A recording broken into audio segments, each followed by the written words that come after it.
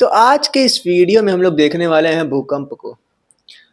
और भूकंप में हम लोग देखने वाले हैं भूकंपीय तरंगों को, धरातलीय ऊर्जा को, भूकंप को मापने वाले जो उपकरण हैं उनके बारे में देखेंगे, घर्षण को देखेंगे, विसरण को देखेंगे, अपसरण को देखेंगे, पी वेव क्या होता है, लव वेव क्या होता है, एस वेव क्या होता है, इसको देखेंगे और ये कहानी हम लोग की चलती रहेगी वीडियो के अंत तक।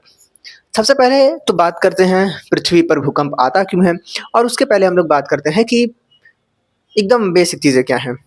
बेसिक चीज़ों की बात करें तो एकदम बेस में एक कहानी आती है कि जस्ट इमेजिन कि अगर पृथ्वी से सारा पानी सुखा दिया जाए तो कैसा लगेगा।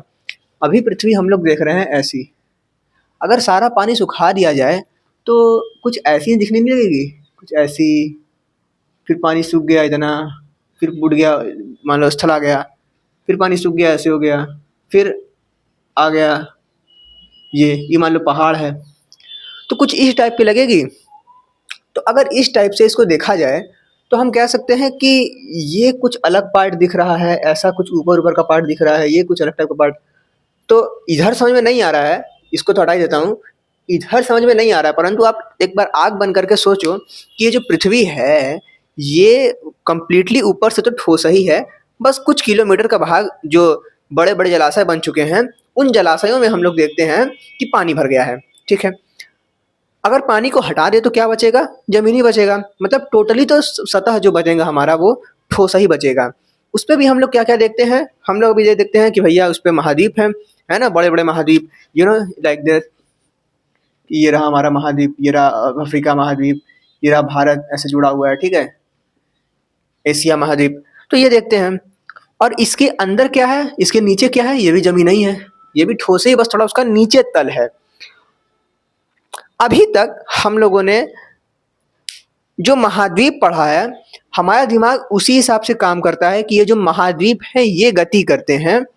जैसे ये है, पानी पे है ये, तो ये गति करते हुए मान लो जैसे हमने देखा था ना कि भारत पहले अफ्रीका से जुड़ा था, फिर ऐसे टूट के इधर चला गया। तो हम सोचते हैं कि महाद्वीप गति करते हैं, परंतु मैं भी सोचता था, मतलब फिर जब मैंने पढ़ा तो मैंने जाना कि भैया महाद्वीप गति नहीं करते हैं, ये महाद्वीप किसी प्लेटों के अंतर्गत आते हैं।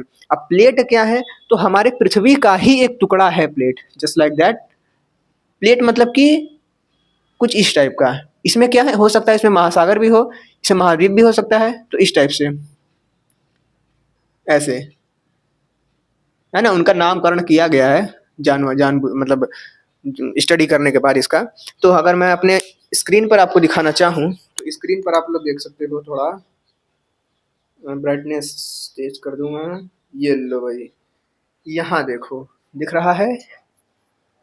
तो यहाँ पर आप लोग देख सकते हो कि एशियन प्लेट है, और यहाँ पर बगल में आप देख सकते हो ये पैसिफिक प्लेट जो कि उधर बहुत बड़ा सा फैला हुआ है, नॉर्थ अमेरिकन प्लेट है, और भी छोटे मोटे प्लेट यहाँ पर हैं। छोटा सा अरेबियन प्लेट है, तो इंडियन प्लेट देखो यहाँ पर है, तो छोटे मोटे यूरेशियन प्लेट है, तो छोटे मोटे प्लेट यहाँ पर हैं। और असली में यही गति करते हैं। असली में कौन गति करता है? यही प्लेट गति करते हैं। तो इन प्लेटों की गति पर होता क्या है? इन प्लेटों की गति पर होता क्या है कि कभी कभी क्या होता है भाई। अच्छा, एक कहानी तो ये भी है कि ये प्लेट गति तो करते ही रहते हैं। हमने इसकी पिछली वीडियो में देखा था कि हमारा जो पृथ्वी है उसकी ऊपरी सतह तो एकदम ठोस है, जो कि हम लोग कहते हैं क्षोभ मंडल है। अरे क्षोभ मंडल कह रहा हूँ मैं, भूपर्पटी है ना? ये हमारी पृथ्वी के ऊपर, यहाँ पर हम लोग रहते हैं, पेड़ पौधा ये रहा हमारा सकल, ये लो। इसके थोड़ा सा नीचे आएंगे ना तो हमारा मेंटल शुरू होता है, और मेंटल के ऊपरी भाग को हम लोग कहते हैं एस्थेनोस्फेयर। एस्थेनोस्फेयर दुर्बल मंडल, जहाँ पर कि जो पदार्थ होते हैं, पदार्थ की अवस्था होती है वो सेमी सॉलिड होती है। और सेमी सॉलिड होने की वजह से ये एक तरीके से कह सकते हैं कि इसी के ऊपर हमारे जो प्लेट्स हैं वो तैरते रहते हैं। तो कभी कभी क्या होता है, अवश्य तैरते ही रहते हैं, परंतु तैरते तैरते हमको तो अभी पता नहीं चल रहा है कि हमारा प्लेट तैर रहा है, कहाँ तैर रहा है, इसी हमारी पृथ्वी पर ही तैर रहा है। हर साल कुछ सेंटीमीटर का वो तैराव उसका हो रहा है। परंतु अगर हम लोग देखें, मान लो कोई प्लेट इस टाइप से है और कोई प्लेट इसके बगल से है ऐसे, या फिर एक जगह मान ली लो कि सटा हुआ है इस तरीके से प्लेट, ठीक है? ये जो 2 प्लेट, ये भी प्लेट है, ये भी प्लेट है, परंतु यहाँ पर एक इसको हम लोग यहाँ से विभाजित कर सकते हैं कुछ इस प्रकार से कि मतलब यहाँ पर बहुत अधिक वो जगह नहीं है, या फिर धँसा हुआ है, या फिर कुछ और है कि ये दूर-दूर हो गए, इसलिए हम यहाँ पर एक लाइन खींच दिए हैं कि ये प्लेट है। अगर मान लो गलती से भी ये दोनों प्लेट के बीच आंतरिक अंदर जो लावा वगैरह है उसमें क्रियाएँ होती हैं, क्रियाएँ मतलब कि वो ऊर्जा लावा की तरह है, उसमें कभी न इधर पृथ्वी घूर्णन कर रहा है, उस हिसाब से वो आगे-पीछे ऐसे घूम रही हैं। अगर मान लो कभी कुछ अंदर आंतरिक क्रिया होती है और ये दोनों पर इस प्रकार से बल लगता है कि ये इधर जाने लगता है, ये इधर जाने लगता है और अचानक से ये दोनों सटने लगते हैं। तो अचानक से जब 2 चीज़ें सटेंगी, अचानक से जब 2 चीज़ें सटेंगी, यही से बताता हूँ, अचानक 2 चीज़ें सटेंगी तो वो अचानक से उठना शुरू होंगी, और जब वो उठना शुरू होंगी तो आस-पास के क्षेत्र में भूकंप आएगा, आस-पास के जो इलाके हैं उनमें कंपन मौजूद होगा। मिली कहाँ पर वो, पहले कहाँ मिली, वो नीचे से मिलना शुरू हुई, है ना? जस्ट लाइक जैसे मान लो डब्बा बनाकर देखा जाए तो ऐसे एक प्लेट है और एक प्लेट मान लो ये है, ये दोनों आकर जुड़ी, और जब दोनों आकर जुड़ी तो यहाँ से एक वलित पर्वत का निर्माण हुआ और आसपास के क्षेत्र में भूकंप देखने को मिला। तो भूकंप का एक कारण अभिसरण है, दोनों पास आ रही हैं, तो पास आने को क्या कहेंगे, अभिसरण। अभिसरण कैसे याद रखेंगे, अभी पास आ रही हैं, तो अभी पास आ रही हैं तो अभिसरण। अब दूर जा रही हैं, अब दूर जा रही हैं, अगर ये दोनों दूर जा रही हों, ये दोनों दूर जा रही हों तो होता है अपसरण। अब दूर जा रही हैं, अभी पास आ रही हैं, अब दूर जा रही हैं, तो अब सरण हो जाता है। अरे क्या लिख रहा हूँ भाई मैं, एकदम गंदा उसी में। चलो, तो दोनों अगर दूर जाएंगी तो क्या होगा, उसकी अंदर का लावा बाहर निकलेगा तो ज्वालामुखी पकड़ेगा, है ना? अटलांटिक जो हमारा अटलांटिक महासागर है उसके पास का जो क्षेत्र है वहाँ पर हम लोग देखते हैं कि अपसरण होता है, दूर दूर जाती हैं प्लेटें। तो ये प्लेट इस प्लेट से दूर जाएगी तो क्या होगा, इसके बीच में रिक्त स्थान आएगा, गढ़हा बन जाएगा, और गढ़वा में से जो है मैग्मा निकलेगा, समुद्र में मान लो निकल गया। तो जब वो प्रक्रिया होगी तो भूकंप के अंतर्गत घप से निकलेगा वो ज्वालामुखी, तो आसपास के क्षेत्र में कंपन मौजूद होगा, है ना? हिलने लगेगा, कंपन होगा। एक और कारण होता है कि जस्ट सपोज एक प्लेट ये रही, एक प्लेट ये रही, और मान लो ऐसे एक प्लेट दोनों जा रही है, ये आगे जा रही है, ये भी आगे जा रही है, तो ऐसे गई, ये यहाँ, या फिर ये स्थिर है और ये जा रही है उधर, ऐसे गई गई गई गई, तब से रुक गई, ये आगे जा रही है, जा रही है, जा रही है, बल लग रहा है, लग रहा है, लग रहा है, परंतु इसके साथ ये जो है घर्षण के कारण इसको, ये वाला प्लेट जो है इस प्लेट को रोक लिया है। अब अचानक से एक बल लगा और घबरा के आगे निकल गई, फिर से ये आगे आई, आगे आई, आगे, अब घसटा के रुकी हुई है। जैसे रबड़ की तरह होता है ना, रबड़ ऐसे खींच लो और छोड़ दो, खपखपा के प्रत्यास्थ ऊर्जा निकलती है, वैसे ही यहाँ पर भी कहानी है कि आगे जा रहा, जा रहा, जा रहा, जा रहा था, रुक गया, इसके घर्षण के कारण, इसके घर्षण के कारण रुक गया। अब आगे जा रहे, जा रहे, जा रहे, जाते बल लग रहा है, इसकी तरफ से पीछे से बल लग रहा है, लग रहा है, लग रहा है। अब एक समय पर ऐसा बल लगा कि घर्षण से अधिक हो गया और खपखपा के आगे फेंक दिया, आया आया आया आया आया आया, रुका रुका रुका, घबरा फेंक दिया। जब घबरा के फेंक देता है तब भी होता है भूकंप, और इसी को हम लोग देखने वाले हैं। तो भूकंप का मतलब तो पता ही है भैया, मतलब कि क्या, कंपन, अचानक कंपन, है ना? भूकंप के संदर्भ में देखेंगे हम लोग। तो भूकंप की परिभाषा क्या है, पृथ्वी की सतह पर अचानक कंपन भूकंप कहलाता है। कुछ चीज़ें और हैं जो हम लोग को पता होनी चाहिए। मैंने कहा कि यहाँ पर ये दोनों सट रही हैं, तो सट ऊपर, तो सट ऊपर सट रही हैं, परंतु मेन तौर पर तो नीचे से घर्षण हो रहा है ना। नीचे जो मतलब हमारा सेमी सॉलिड पदार्थ है वो घर्षण कर रहा है, तो वहाँ पर कर्मकांड सारा हो रहा है। तो हमारे ये रहा अर्थ, ये रही 2 प्लेटें आपस में मिल गई, मान लो जस्ट सपोज दैट ये रही, ऐसे मिली, और मिलने के बाद मान लो इस जगह पर कुछ कंपन हुआ, कंपन के फलस्वरूप ऊर्जा निकली और ऊपर तक गई, मान लो ऐसे ऊर्जा, हाँ हाँ हाँ, ये रहा सतह, तो ऊर्जा निकली, ऊपर गई, ठीक है। तो ये जो ऊर्जा निकल रही है, इस ऊर्जा को भी हम लोग कुछ भागों में बांटते हैं, कई प्रकार की ऊर्जाएं निकलती हैं इसमें, ठीक है। अरे बाप रे बाप। अच्छा, ऊर्जा है तो ये किस रूप में होगी, या तो अनुप्रस्थ होगी या तो अनुदैर्ध्य होगी।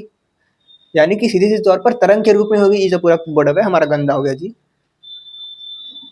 बाहर है, बोर्ड पे गंदा हो गया पूरा। ब्लैक पेन से लिखूंगा ही नहीं, भाड़ में जाए ब्लैक पेन। हाँ, तो ये रहा हमारा पृथ्वी, ये रहा यहाँ पर जहाँ पर कि कर्मकांड हुआ मिलने के कारण, और फिर ऊपर गया तरंग। सबसे पहला जो ऊपर तरंग जा रहा है उसको कहते हैं प्राइमरी, फिर आता है सेकेंडरी, फिर आता है लव तरंगे। तो पीएसएल पीएसएल पीएसएल जिस जगह पर ये कर्मकांड हुआ उसको कहते हैं फोकस, यानी कि उद्गम केंद्र। जिस जगह पर सबसे पहले तरंग पहुंची इसके 90 डिग्री पर, ये हमारा है अधिकेंद्र यानी कि एपीसेंटर। ये क्या है? Focus, epicentre. इसको हाइपोसेंटर भी कहते हैं।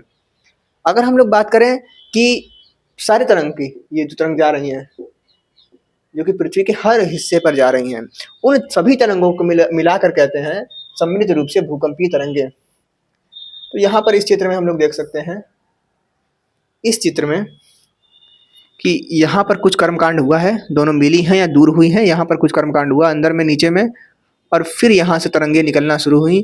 पीएसएल कर्मकांड हुआ, आगे बढ़ा, प्राइमरी, सेकेंडरी, लव तरंगे। हमने उद्गम केंद्र को देखा, अधिकेंद्र को देखा, भूकंपीय तरंगों को देखा, और जो तरंगे हमारे धरातल को छूते हुए जाती हैं, धरातल पे ऐसे सभी धरातली तरंगे जो होती हैं वो हमारी कहलाती हैं धरातली तरंगे। और क्या मतलब? ठीक है भाई, तो ये तो हो गया हमारा भूकंप। मतलब सीधी सी बात है कि प्लेटों में या तो अभिसरण हो रहा है या तो अपसरण हो रहा है, या फिर कुछ और प्राकृतिक रूप से छेड़खानी हुई है मानव के द्वारा, उस पर भी निर्भर करता है। तो ये सब चीजें हैं। पढ़ देता हूँ एक बार। उद्गम केंद्र की बात करें तो पृथ्वी की गहराई में वह स्थान जहाँ से भूकंपीय ऊर्जा निकलना शुरू होती है, जहाँ से भूकंपीय ऊर्जा निकलना शुरू होती है। ऊर्जा है तरंग के रूप में होगी। तरंग किस प्रकार से है? तो अनुप्रस्थ या अनुदैर्घ्य होता है। आगे भी इस चीज को हम लोग देखेंगे। अधिकेंद्र की बात करें, सतह पर वह बिंदु जो के केंद्र से ठीक ऊपर होता है, और सतह पर वो बिंदु जो केंद्र से ठीक ऊपर होता है, तो सबसे कम दूरी यहाँ पर है, सबसे कम दूरी यहाँ पर है, सबसे ज्यादा नुकसान यहीं पे करेगा, फोड़ फाड़ देगा पूरा यहाँ पर, है ना। तो यहाँ भूकंप के झटके सबसे पहले और सबसे तेज देखने को मिलते हैं। भूकंपी तरंगों की बात करें तो ऊर्जा तरंग जो कंपन के चारों दिशा में फैलती है, उसी को हम लोग भूकंपी तरंगे कहते हैं। और भूकंपी तरंगों में वह पार्ट जो धरातल तक जाता है उसको कहते हैं धरातली तरंगे, जिसको हम लोग एल तरंगे कहते हैं। और हमने देखा है कि ये जो तरंगे हैं ये 3 प्रकार से हम लोग इसको देखने वाले हैं, इसके 3 प्रकार का अध्ययन करने वाले हैं। एक तरंगों को हम लोग कहेंगे प्राइमरी, फिर सेकेंडरी, फिर एल। प्राइमरी वेव की बात करें तो इसकी स्पीड लगभग 6 किलोमीटर पर सेकेंड होती है। इसकी स्पीड की बात करें 3.5 किलोमीटर पर सेकेंड होती है। इसकी स्पीड की बात करें तो लगभग 1.5 किलोमीटर पर सेकेंड होती है। सबसे तेज ये चलता है, परंतु सबसे कम क्षति यही पहुंचाता है। क्षति की बात करें सबसे कम, ये सामान्य मतलब एवरेज क्षति पहुंचाता है, नहीं पहुंचाता है, इस तरीके से कह सकते हो। ठीक है, यहाँ पर क्षति बहुत अधिक होती है क्योंकि धीरे धीरे चलता है। इसको ऐसे भी हम लोग समझ सकते हैं कि भैया मान लो ये बहुत तेज चल रहा है तो क्षति कम देगा, इसलिए कम देगा कि नॉर्मल भाषा में समझा जाए कि मान लो कोई तरंग बहुत तेज चल रहा है, या फिर मान लो कि अभी तुम्हारे अंदर बहुत ही अचानक से पढ़ने का बहुत तेज एकदम ऊर्जा निकला है, जो कि एकदम मतलब अलग सर का कोई वीडियो देख लिया या फिर संदीप महेश्वरी का वीडियो देख लिया और बहुत तेज पढ़ने का मन कर रहा है। तो जितना तेज पढ़ने का मन करेगा उतना ही तेज तुम्हारा डाउन मतलब ग्राफ तुम्हारा नीचे भी जाएगा, तो तुम्हारी क्षति भी उतनी ज़्यादा ही होगी। रात भर पढ़ना शुरू कर दोगे तुम। ठीक है, ठीक है। एक दूसरी अवस्था आती है जो कि सामान्य अवस्था, जो क्लास के एवरेज बच्चे होते हैं, है ना, कि जिनकी स्पीड एक एवरेज होती है और उनकी जो क्षति है मतलब वो जो अपने आप को क्षति पहुंचाते हैं पढ़ने के लिए, वो भी एक एवरेज ठीक ठाक ही होती है। कुछ बच्चे होते हैं जो शुरुआत से ही पढ़ना शुरू कर देते हैं और धीरे धीरे पढ़ते हैं। धीरे धीरे रे मना धीरे सब कुछ होए, मारी सींचे सौगड़ा ऋतु गायफल होए, उस हिसाब से वो काम करते हैं। उनका क्या होता है भाई, वो धीरे धीरे काम करते हैं और धीरे धीरे काम करना ही सबसे ज़्यादा क्षतिग्रस्त होता है। कोई बच्चा शुरुआत में खूब मौज कर रहा है और लास्ट में संदीप महेश्वरी का वीडियो देख के पढ़ाई कर रहा है बहुत तेज रफ्तार से, तो क्या ही उसको क्षति होगा। और एक बच्चा टॉपर है जो कि बहुत ही खतरनाक शुरुआत से ही पढ़ता है, धीरे धीरे पढ़ता है, तो हम कहेंगे कि उसको क्षति ज्यादा होगा।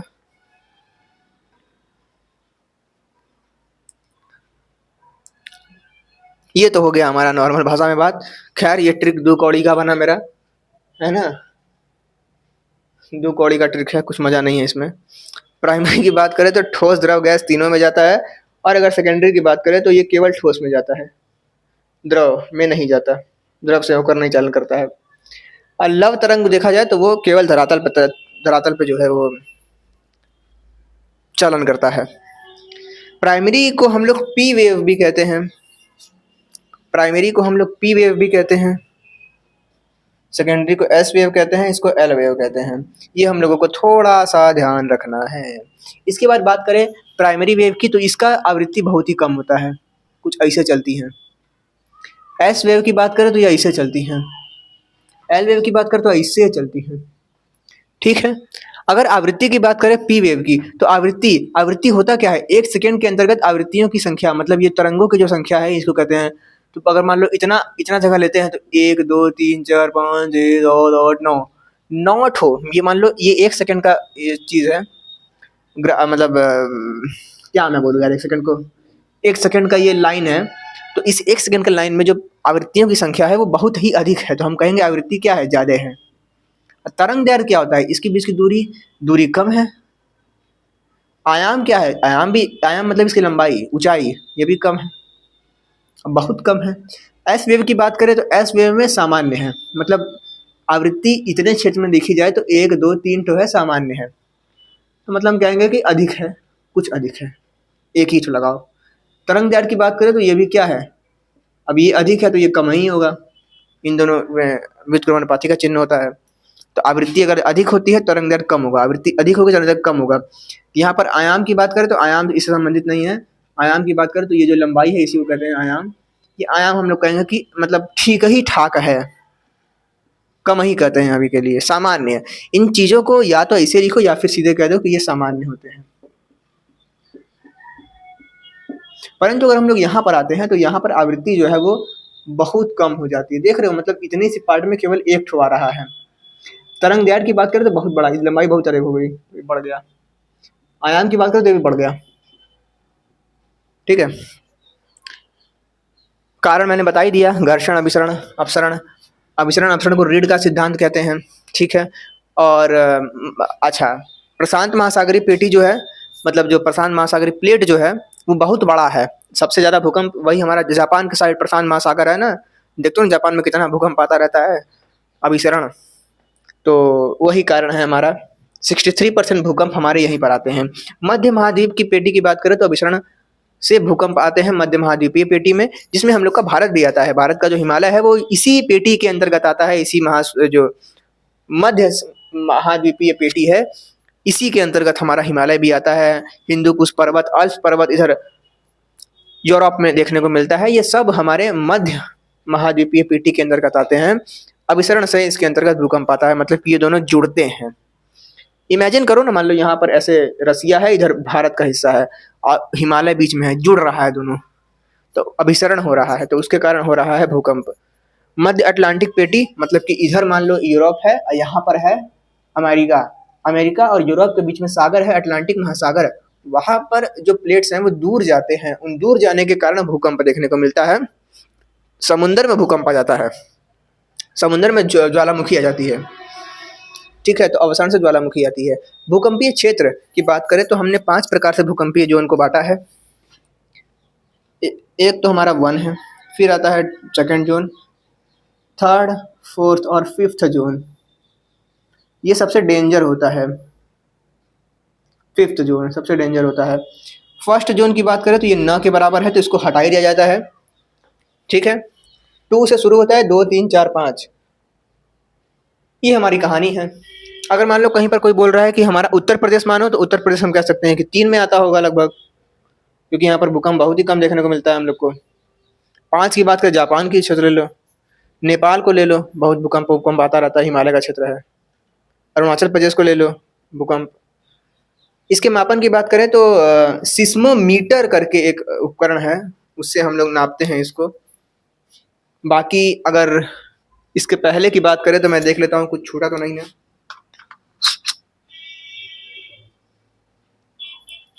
कुछ भी नहीं छूटा है, लगभग सारा कुछ हो ही चुका है। चलो भाई, सिस्मोमीटर से ले शुरू करते हैं कहानी अब। ये क्या है? सिस्मोमीटर। मापन किस में करते हैं? सिस्मोमीटर से। अध्ययन सिस्मोलॉजी कहलाता है।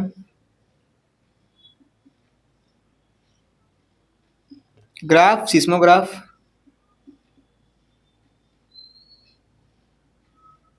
Scale seismo scale.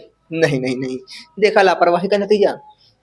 Scale seismo scale नहीं होता है। स्केल हमारा होता है, इधर लिखता हूँ, गड़बड़ा जाएगा उसी में। स्केल हमारा होता है रिक्टर स्केल। 1 से 10 तक होता है, या फिर 1 से 9 तक लिख सकते हो। कहीं कहीं पर 10 भी दिखा देता है। ठीक है, तो 1 से 9 तक होता है रिक्टर स्केल। और इसके एक, मान लो ये 1 है, यहाँ पर 2 है, तो इस 1 और 2 के बीच में 10 गुने का अंतर होता है। ठीक है, और यहाँ पर जो 7 है वो एवरेज माना जाता है। मान लो 7 है तो सामान्य भूकंप आया है, 7 से अधिक गया 8 तो बहुत ही ज्यादा तीव्रता का भूकंप हम लोग कहते हैं उसको। यही हमारी भूकंप की कहानी थी। मतलब क्या ही बताऊं, मतलब मजेदार ही है भूकंप भी। बस खतरनाक चीज इसमें ये है कि जो प्लेटें आपस में जुड़ रही हैं, दूर हो रही हैं, उस चीज को इमेजिन कर पाना बड़ा आपके लिए मुश्किल हो सकता है बस। बाकी कहानी तो भूकंप में है ही यही सब। एग्जाम तो निकल ही जाएगा इससे। मिलते हैं नेक्स्ट वीडियो में एग्जाम निकालते हुए।